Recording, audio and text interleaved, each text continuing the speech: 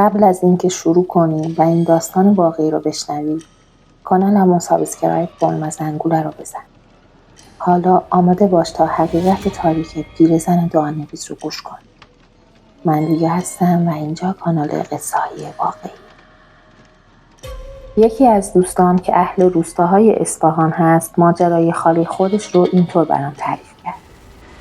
60 سال پیش خاله‌ام 12 سالش بود که به عقد یک مرد 30 ساله در میاد و به کاشان که محل زندگی شوهرش بود میره. ظاهراً پدر بزرگم یه بدهی به اونا داشته که نتونسته پرداخت کنه و به جاش خاله‌ام را ازش خواستگاری میکنه. خاله‌ام میگفت وقتی زندگی مشترکم شروع شد فهمیدم که مادر شوهرم و خواهرای شوهرم کارهای عجیبی میکنن و رفتارهای مشکوکی دارن. در ضمن شوهرم هم بیکاره و آویزون مادرش بود. ولی همیشه جیبش پر از پول بود و کمبودی نداشتیم. در ادامه میگفت من و شوهرم با مادر و خواهرش توی یه خونه مشترک زندگی میکردیم. از همون روزای اول متوجه رفت و آمدای زیادی به خونه مادر شوهرم شدم.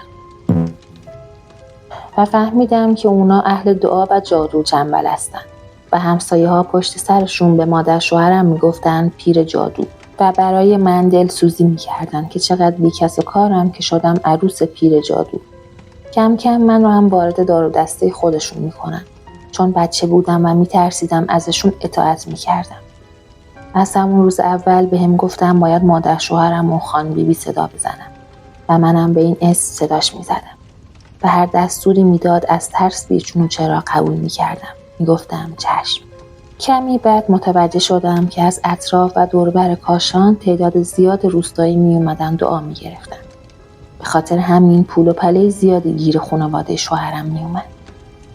یه روز زن مسنی به دیدار خان بیبی میاد و میگه دعا و طلسم میخوام و از عروس خودش شکایت میکنه و میخواد راهی پیدا کنه که عروسش از چشم پسرش بیفته و طلاقش بده تا بتونه دختر خواهرش رو به عقد پسرش در بیاره. اون زن مسن به خان بیبی میگه من نمیدونم عروسم چی کار کرده که منو از چشم پسرم انداخته و همه فکر و ذکر پسرم شده زنش. از اولش هم این دختر لقمه دهن ما نبود و اصلا سر گوشش میجنبید. باید دختر خواهرم رو برای پسرم میگرفتم. دستم مشکنه. خالم میگفت در حالی که من گوشه اتاق نشسته بودم و خواهرهای شوهرم اطرافش بودن، خان بیبی به زن مسن گفت اسم عروس چیه؟ اونم میگه مرده‌شور اسمش رو ببرن. اسمش ناهیده. خان بیبی گفت وقتی عروست خوابه یواشکی چند تار از موهاش رو قیچی کن و برام بیار. اون زن مسن هم میره و فردا با چند تار موی عروسش برمیگرده. اونا هم موها رو گرفتن و بهش گفتن فعلا برو، بعدن خودمون خبرت میکنیم. در ضمن 100 تومن پول هم ازش گرفتن به عنوان پول دعا. اون روزا دستمزد یک کارگر روزی 3 تومن بود. از من خواستن که برم یک کله گوسفند بخرم و منم فوری رفتم به قصابی و یک کله خریدم و بردم. دقیقاً عین کارآموزا من و خواهرهای شوهرم دوربر خان بیبی ایستادیم و اون یک تشت آورد و سر گوسفند را داخل تشت گذاشت و یک مایعی روی سر گوسفند ریخت و شروع کرد به دعا خوندن. موهای عروس جوان را توی دهن گوسفند فرو کرد و باز ورد و دعا خوند و تعداد زیادی سوزن توی کله و چشمای گوسفند فرو کرد در حالی که دائم اسم ناهید رو تکرار میکرد. در نهایت کله گوسفند را داخل دستمال پیچید و محکم اونو بست و به ما داد و گفت ببرید منزل همون زن مسن و آدرس خونه رو به من و خواهرهای شوهرم داد. ما رفتیم خونه این زن و در زدیم. وقتی در رو باز کرد گفت صبر کنید. بعد عروسش ناهید رو صدا کرد و بهش گفت بره سر کوچه مقداری خرت و پرت بخره. یعنی در اصل ناهید رو فرستاد دنبال نخود سیاه تا ما کارمون رو انجام بدیم. ناهید دختر کم سن و سال و زیبایی بود. بعد از رفتنش ما فوراً وارد خونه شدیم. خواهرهای شوهر با یک چاقوی بزرگ گوشه باغچه رو گود کردن و کله گوسفند رو همونجا چال کردن. روش خاک ریختن و به زن مسن گفتن فوری به باغچه آب بده تا معلوم نشه. ما برگشتیم به خونه و مأموریت انجام شد. مدتی گذشت و من کم کم به کاراشون عادت کردم و جزئی از اونا شدم و ازشون خیلی طلسم و جادو یاد گرفتم. خان بیبی دائم دعا می‌نوشت و میداد به دختراش تا به مشتریا بدن. گاهی شبا و غروبا تنها بود. یه گوشه حیاط با درخت لیمو و انجیر کنار دیوار صحبت می‌کرد. و گاهی آب و غذا می‌برد می‌گذاشت زیر درخت و می‌گفت کسی به غذا دست نزنه. انگار با اجنه و ارواح خبیث در ارتباط بود و با این رفتارش حسابی منو ترسونده بود. خان بیبی میگفت اگر هوای اجنه رو نداشته باشم دعاهاش بی تأثیره و گاهی تأثیر دعاها به خودمون برمیگرده. پس باید خیلی مراقب باشیم. بعد از مدتی یه روز برای گرفتن نون به نونوایی رفتم که 2 زن داشتن راجع به ناهید بیچاره حرف میزدن که قلبم از شنیدنش به درد اومد.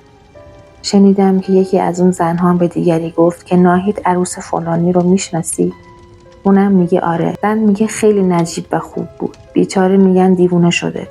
دائم جیغ میزنه و میگه توی سرم 1000 تا سوزن فرو میکنن. از بس که هر روز خودش رو زده به در و دیوار و لباساشو پاره کرده، شوهرش اونو توی زیر زمین حبس کرده و میخواد طلاقش بده. سپرده که خانواده‌اش و اقوامش بیان و اونو به تیمارستان ببرن. ولی راستش همه میگن ناهید رو چیز خور کردن، جادوش کردن. خدا میدونه طلسم شده. آخه بعضیا میگن کار اون پیر جادو بوده.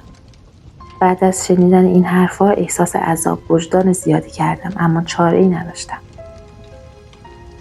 من هم بچه بودم و اون موقع تازه 13 سالم شده بود. دور از وطن، پدر، مادر. راهی جز اطاعت نداشتم. خان بیبی خیلی از زندگی ها رو متلاشی کرد. خیلی ها رو با دواهای خودش چیز خور کرد و یه عالم آه و نفرین برای خودش درست کرد. تا اینکه سال بعد خان بیبی سکته می‌خوره و فلج و زمینگیر میشه. توی یک اتاق میفته و دختراش تمام زحمت نگهداریش رو گردن من میندازن و خودشون میرن دور خوشگذرانی و هوس بازی‌های خودشون.